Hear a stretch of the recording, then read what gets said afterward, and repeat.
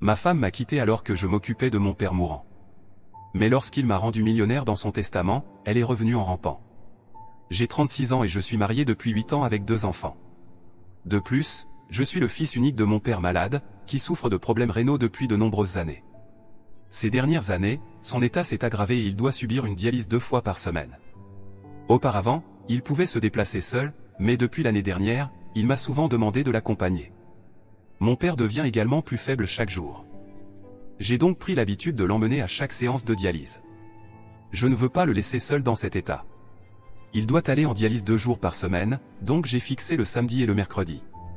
Le samedi est mon jour de congé, donc ce n'est pas un problème.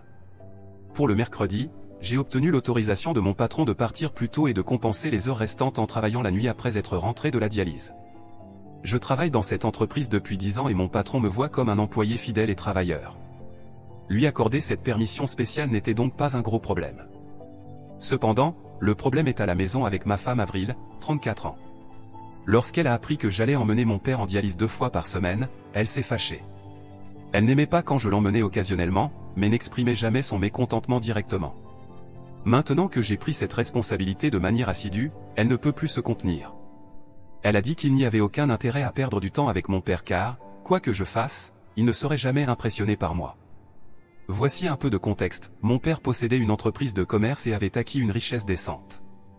Il voulait que je reprenne son entreprise, mais j'étais passionné par autre chose, la technologie. J'étais enthousiaste à l'idée de coder et de créer des logiciels. Après l'école, quand mon père voulait que je suive des cours de commerce ou de gestion, j'ai choisi de faire un diplôme en informatique. Mon père était d'accord tant que j'étais prêt à rejoindre son entreprise. Cependant, après avoir obtenu mon diplôme, j'ai commencé à travailler pour une grande entreprise technologique. Mon père n'était pas content que je travaille pour quelqu'un d'autre au lieu de perpétuer son héritage. Il m'a demandé de rejoindre son entreprise, mais j'ai continué à différer ma réponse. Après mon mariage, mon père m'a demandé une dernière fois si je voulais rejoindre l'entreprise et j'ai dit non. Mon père s'est mis en colère et a dit qu'il donnerait toute sa fortune à une œuvre de charité et que je ne recevrais pas un sou. Je suis resté ferme sur ma décision. Je gagnais bien ma vie même à cet âge et avais acheté une voiture et ma propre maison à 29 ans. J'étais confiant que je pourrais mener une vie décente sans la richesse de mon père. Je lui ai dit que je n'avais pas besoin de son argent et que je pouvais construire ma propre richesse. Notre relation s'est détériorée à partir de ce moment-là. Il y a 5 ans, ma mère est décédée d'un arrêt cardiaque, ce qui a été dévastateur pour mon père. J'avais quitté la maison à 17 ans pour aller à l'université, puis trouver un emploi et commencer à vivre de manière indépendante. Le seul compagnon de mon père était ma mère et la perdre a été la chose la plus dévastatrice pour lui. C'est alors que notre lien s'est ressoudé.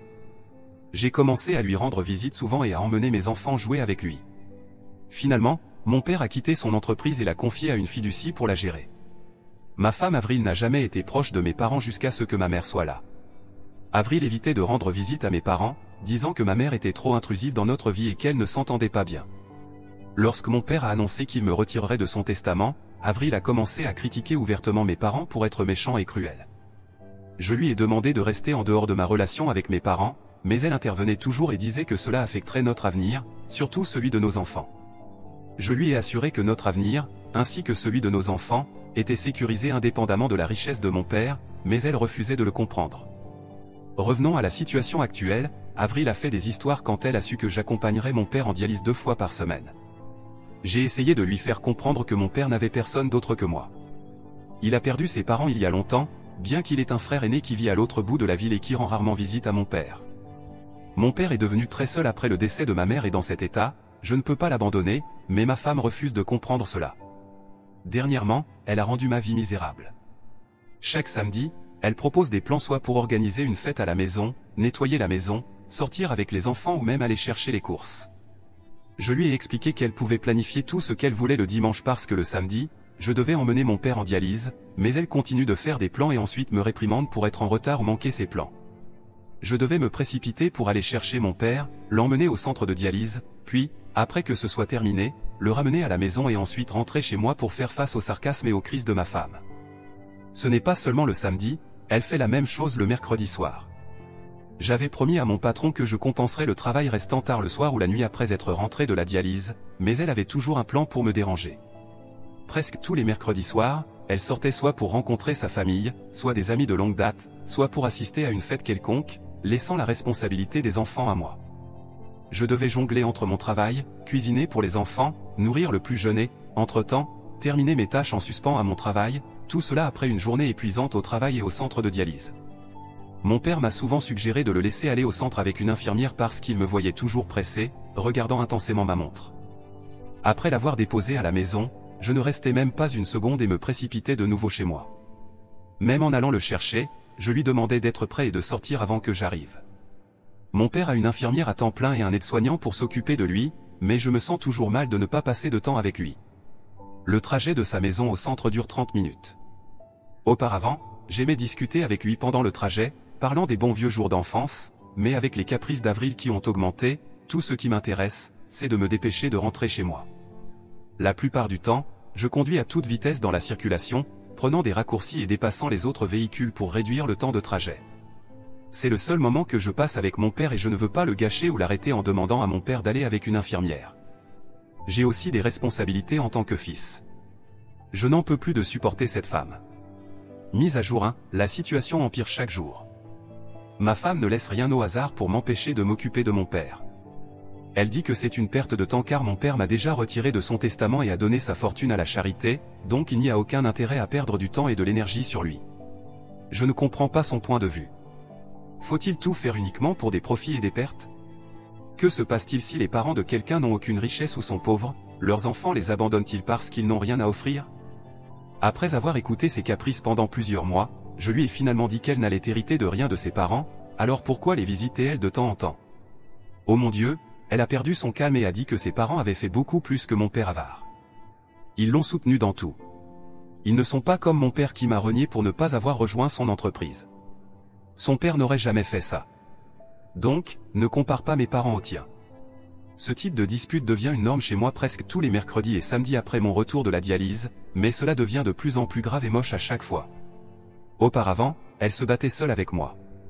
Maintenant, je la vois crier et hurler devant les enfants. Non seulement cela, je l'ai entendu dire du mal de mon père devant nos enfants et les manipuler contre moi et mon père. J'ai intervenu, ce qui a de nouveau mené à une dispute entre nous. Les disputes d'Avril sont devenues une routine pour moi. Les jours où elle ne se bat pas, j'ai l'impression que quelque chose manque. Seulement, elle devient plus agressive le lendemain. J'ai presque abandonné avec elle. Maintenant, je ne crie plus et ne lui réponds pas. Je l'ignore comme si elle n'existait pas pour moi. Que puis-je faire d'autre? Je ne peux pas abandonner mon père juste pour lui plaire. Je me fiche qu'il m'ait retiré de son testament. Il l'a fait à cause de ma propre décision. J'ai refusé de rejoindre son entreprise. Il a été forcé de donner son entreprise durement gagnée à la fiducie. Cela a dû être si décourageant pour lui. Cette entreprise était un bébé pour mon père et il a dû la donner à quelqu'un d'autre. Il avait tout à fait le droit de me renier parce que je l'avais blessé. Je sens parfois que le karma me rattrape parce que j'ai blessé mon père. D'un autre côté, mon père devient de plus en plus faible.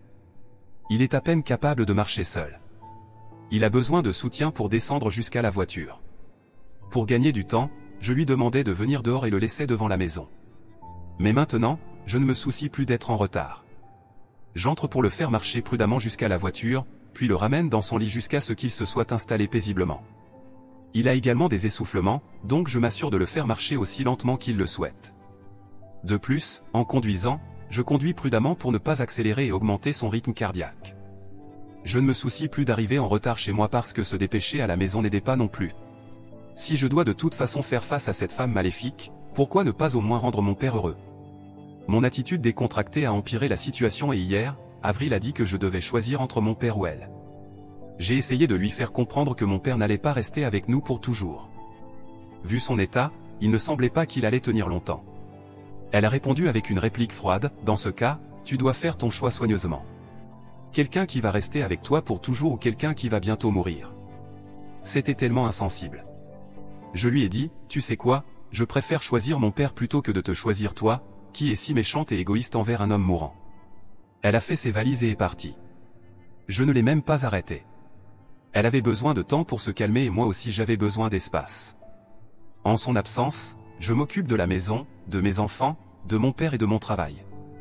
Pourtant, je me sens tellement soulagé, tellement relaxé. Son absence est en fait apaisante pour moi. Avant-hier, elle m'a envoyé des papiers de divorce.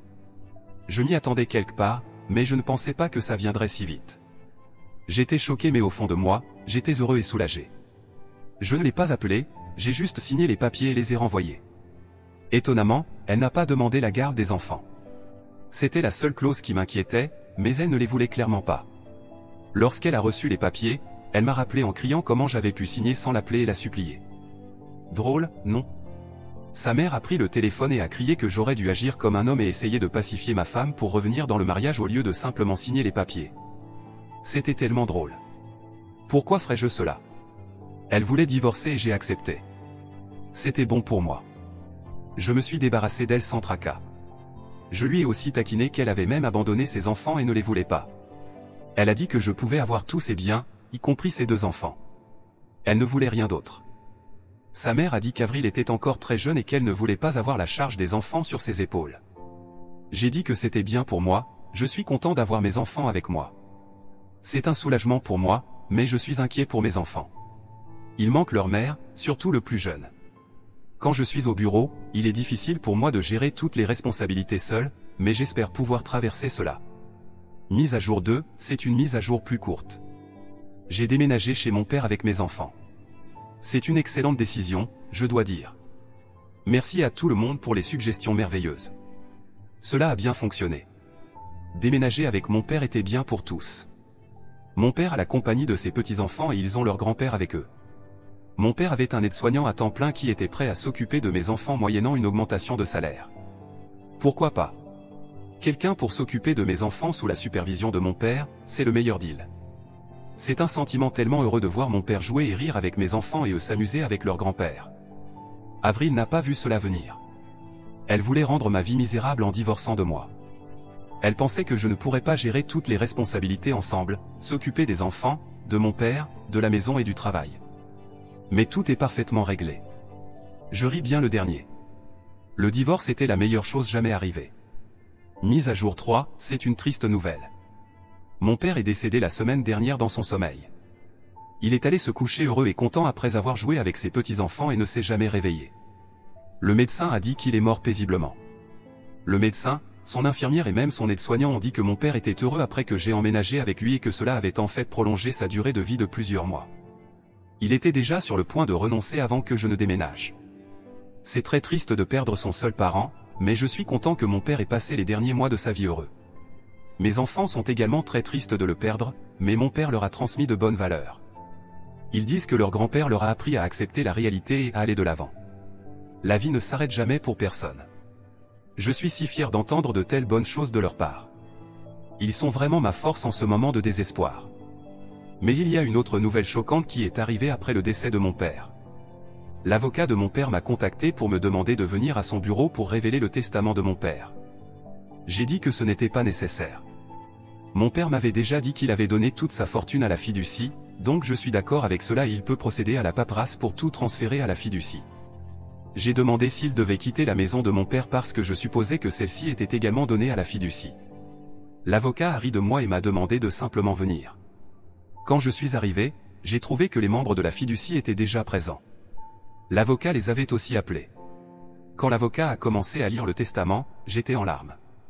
Mon père m'avait en fait désigné comme héritier. Toute son entreprise, sa maison, sa richesse me revenaient. J'ai demandé à l'avocat si ce changement avait été fait récemment. Je pensais que ce changement avait été fait après que j'ai commencé à m'occuper de mon père. L'avocat a souri et a dit que j'avais toujours été son héritier et que le testament n'avait jamais été modifié. Je pleurais inconsolablement que mon père ne m'avait jamais abandonné. Peut-être qu'il avait menacé de me renier pour que je puisse reprendre son entreprise et son héritage. Je pleurais encore quand l'avocat de mon père m'a consolé. J'ai dit que ça me tuait de l'intérieur d'avoir blessé mon père toute ma vie, mais que mon père avait toujours pris soin de moi. L'avocat a dit que mon père était en fait très fier que je n'ai pas abandonné ma passion sous sa pression et que j'étais heureux de perdre ma richesse générationnelle pour poursuivre ma passion. Mon père était très fier de moi. L'avocat a dit que j'étais le décideur de l'entreprise et que si je le souhaitais, je pouvais reprendre l'entreprise de la fiducie et la gérer moi-même.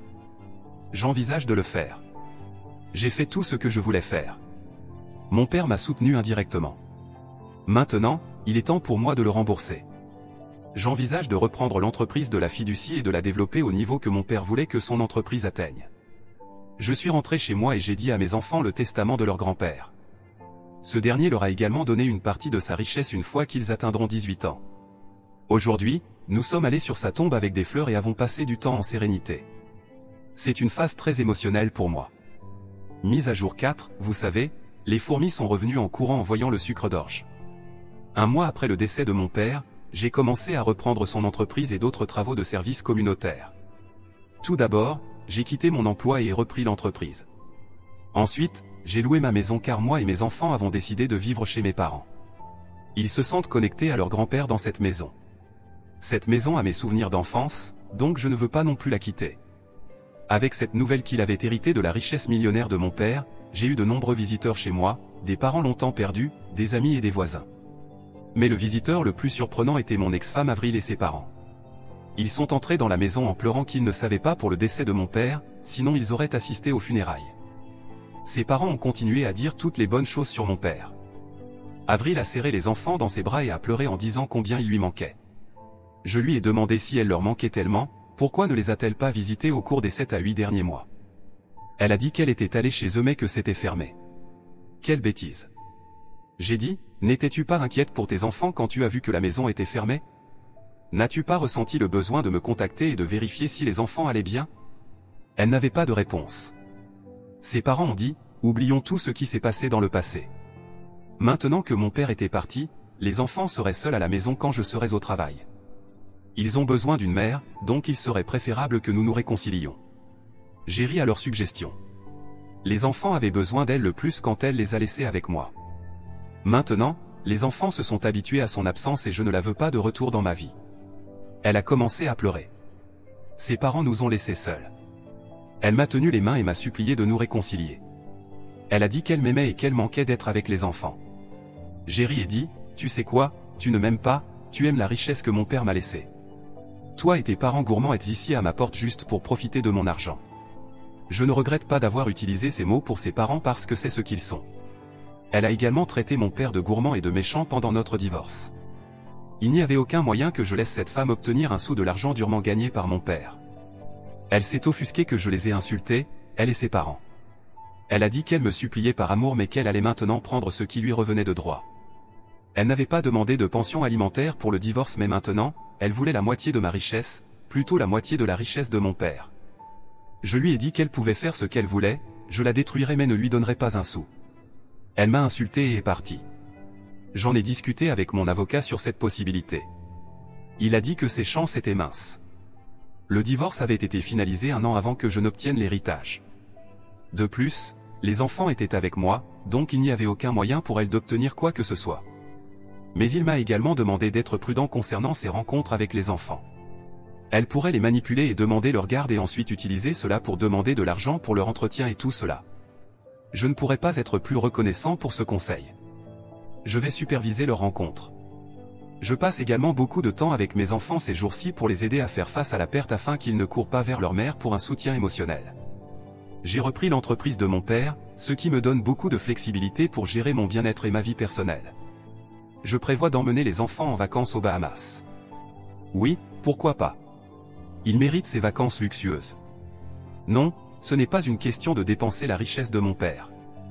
Je pourrais aussi me le permettre, mais je n'avais pas le temps auparavant en jonglant entre le travail et prendre soin de mon père. Maintenant que je peux, je veux les emmener loin. Quant à Avril, elle ne m'a pas contacté depuis leur dernière visite. Je pense qu'elle est occupée à frapper à la porte de chaque avocat pour déposer une plainte contre moi.